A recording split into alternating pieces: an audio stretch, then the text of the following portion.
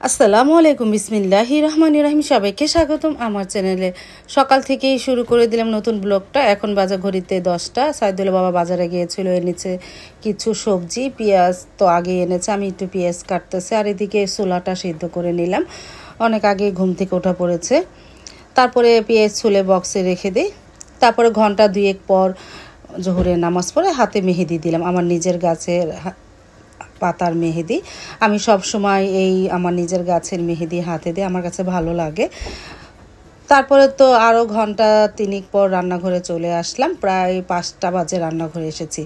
এখন চিকেনটা ম্যারিনেট করে রেখেছিলাম, গ্রিল করব, চুলাটা ভুনা করব। আর এই যে হাতের মেহেদিটা মাশাআল্লাহ অনেকটাই কালার হয়েছে, আস্তে আস্তে রাখলে আরও গাঢ় হয়ে যাবে। আর এদিকে ডালে চালে একটু খিচুড়ি রান্না করব, ফ্রিজে মুরগির গোস্ত ভুনা আছে। আর এই যে মুগ ডালটা ভেজে নিতেছি, এই যে মুরগি গোস্ত ভুনা দিয়ে একটু খিচুড়ি রান্না করব সন্ধ্যা রাতের জন্য। তারপরে ছোলাটা ভুনা করতেছে, আমি তো সবসময় ছোলা সাদা মাঠা করে ভুনা করি, মানে একটু পেঁয়াজটা ভেজে কাঁচামরিচটা ভেজে ছোলাটা দিয়ে দিই, সাথে একটু পাঁচফোড়ন দিই। আর এখানে মশলাটা কষানো হচ্ছে, খিচুড়ি রান্না করব। মানে কষানো হয়ে যাওয়ার পর ডাল চাল দিয়ে দিলাম, সাথে একটা আলুও দিলাম। আস্তে আস্তে পাতলা খিচুড়িটা রান্না করি।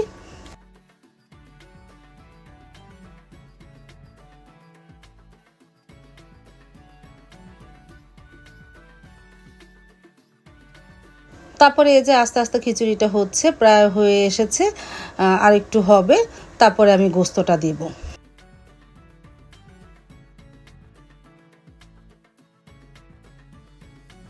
তারপর তো আমার পাতলা খিচুড়িটা হয়ে গেল, আমি গোস্তটা দিয়েছি।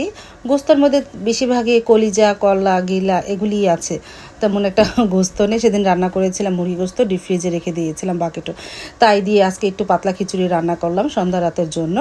আর ইফতারিও বানাবো না, গতকালকেরও ইফতারি আছে। আর যেহেতু গ্রিল করতেছি, মানে বারবিকিউ, চিকেন বারবিকিউটা করতেছি 4টা রানি, এই জন্য আর ইফতারি ভাজলাম না। মাও তেমন খায় না, সাইদুল বাবা বলতেছে খাবে না। আর সাইদুল বাবাকে বলেছে আজকে রুটি কিনে আনার জন্য, নান রুটি, আজকে বাসায় রুটি বানাবো না, আস্তে আস্তে গ্রিলটা হোক। আর এদিকে খিচুড়িটাও হয়ে গেছে।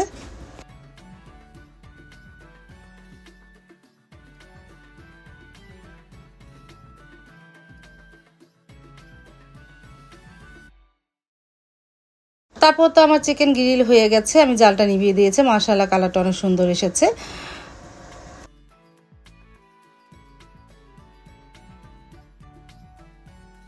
ইফতারিটা নিয়ে আমি চলে আসলাম টেবিলে, আমরা সবাই বসে পড়েছি ইফতারি করতে।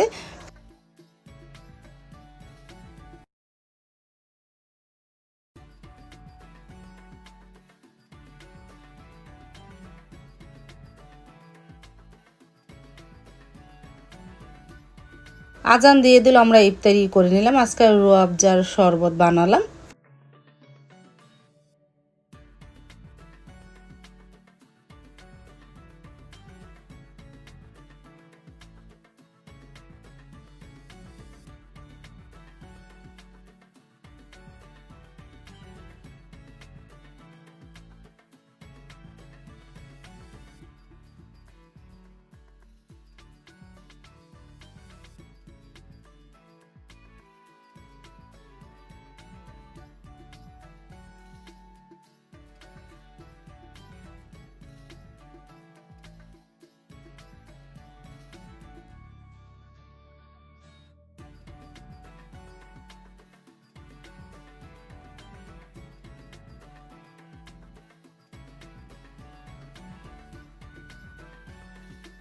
তারপরে এই যে চিকেনটা খেয়ে নিলাম, আর সাইদুল বাবা রুটি কিনে এনেছিল, তাই দিয়ে খেলাম।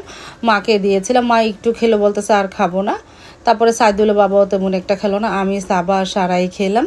আর একটা চিকেনটা রয়ে গেল, মা তো একটু খেয়ে আর খেলোই না। ইফতারি করার পর আমি তেমন একটা গোছালাম না, চলে যাচ্ছি একটু বালাসুরে। এই সারামনির জন্য একটা ব্যাগ কিনেছিলাম, সারামনি তেমন একটা পছন্দ হয় না, সেটাকে দেখি একটু পাল্টিয়ে আনা যায় কিনা। তারপরে চলে আসলাম জুতার দোকানে, সারামনির জন্য একজোড়া জুতা কিনলাম। এই টুকিটাকে কিছু কিনলাম, কিনে বাসায় চলে আসলাম। আর বালাসুরে আজকে অনেকটাই ভিড়।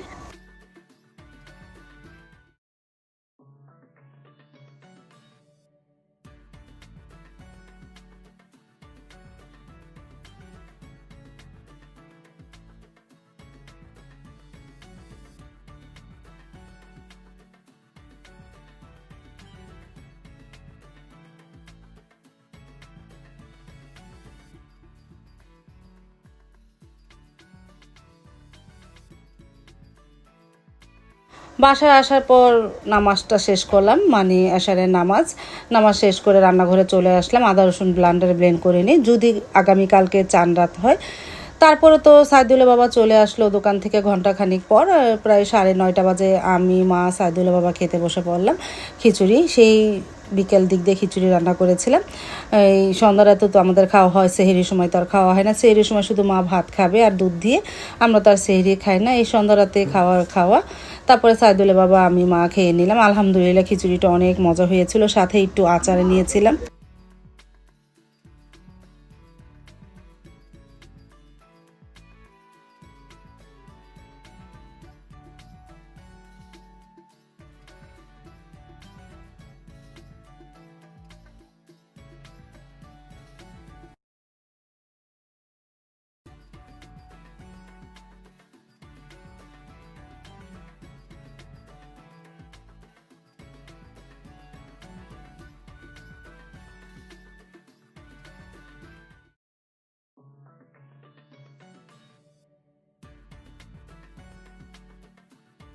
আজ তাহলে এই পর্যন্ত, দেখা হবে আগামীকালকে নতুন আরেকটা ব্লগ নিয়ে। আল্লাহ হাফেজ, আসসালামু আলাইকুম।